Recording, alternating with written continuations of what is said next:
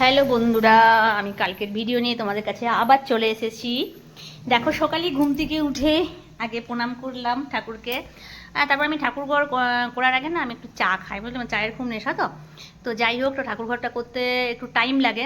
দেখো, আমার শ্বশুর শাশুড়ি মা বাবা, তো যাই হোক দেখো চা খাচ্ছি আমি আমার হাজব্যান্ড।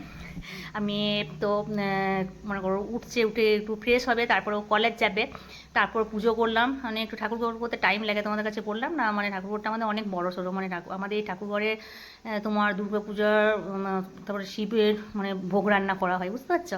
তারপরে দেখছি সকালে চুনোপুঁটি মাছ নিয়ে হাজির তোমার আসবে। তো ওটা মানে ওই মাছটা কী দিয়ে করবো সেটাই ভাবছি। ওটা সর্ষে বললো, শুধু সর্ষে দিয়ে করতে, সর্ষে বাটা দিয়ে, কাঁচা লঙ্কা, মানে একটু শুকনো শুকনো টাইপের করতে। এটা খেতে খুব ভালোবাসে। তা আমার মেয়ে এইগুলো ভালোবাসে না খেতে, কী আর বলবো।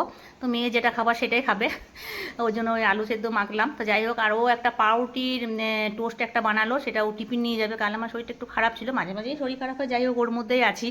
তো বললো মা আমি নিজেই টিফিনটা করে নিচ্ছি। তো দেখো এই টিফিনটাও করলো, সব কিছু সবজি টবজি দিয়ে ভালো হয়েছে, আলু সেদ্ধ সব কিছু দিয়ে। আর এদিকে আমি রান্না করবো ভাবছি। রান্না দেখো, এখানে পকোড়ি ভাজা হচ্ছে মুড়ি খাওয়ার জন্য। আর এদিকে আমি সোয়াবিনের তরকারি করেছি, আর ওই মাছটা হয়েছিল, এটাই রান্না কালকে হয়েছিল। পোস্ত তো আমাদের হবেই।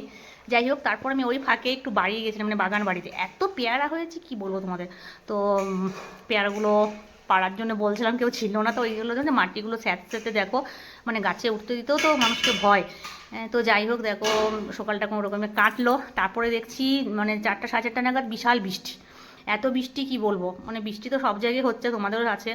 আর দেখো বেড়ালটা কি করছে, বসে দেখো জানলার দিকে। তারপরে বিকেলবেলা হলো, বিকেলবেলায় উঠেই তো আমি তো এরকমই 4টা থেকে সাড়ে 4টার মধ্যে চা করি। তো উঠতে একটু এখন লেট হয়ে যায়, বলেছি না যে ওষুধ খাই, তো একটু ঘুম থেকে লেট হয়ে যায়। তো যাই হোক উঠলাম, উঠে চা খাচ্ছি। দেখো আমি আর বউ, বউ এসেছে, বউ আর আমি একসাথে চা খাচ্ছি। মানে বউ আগে জানতো 4টা সাড়ে 4টার মধ্যে ঝুমা চা করবে, কিন্তু এখন জানে যে ঝুমার শরীরটা অসুস্থ। তো বউ কাজ করে চলে যায়, তারপরে 5টার সময় তারপরে আসে, তারপরে আবার 5টার সময় উঠে আমি আর বউ চা খাচ্ছি। আর তারপরে দেখো বিকেলে হলো, বিকেলবেলায় দেখছি আমাদের তপস্যার খুব শরীর খারাপ। আমার পিসির মেয়ে, আমি তপস্যাকে পড়াই, তো ওর বাড়ি গেলাম, আমি সম্পাদির বাড়ি দেখছি একদম ঢাকা নিয়ে ঘুমোচ্ছে, খুব শরীর খারাপ ওর। তো যাই হোক আজ একটু মনে হয় ঠিক আছে। তোমার তারপরে দেখো রাত্রেবেলায় করলাম রুটি আর ঘুগনি, ওটা খাবে বললো। আর তারপরে আজকের কালকের মতন ভিডিওটা তোমাদের কাছে আমি শেয়ার করলাম। Okay bye, tata. কেমন লেগেছে একটু প্লিজ জানাবে।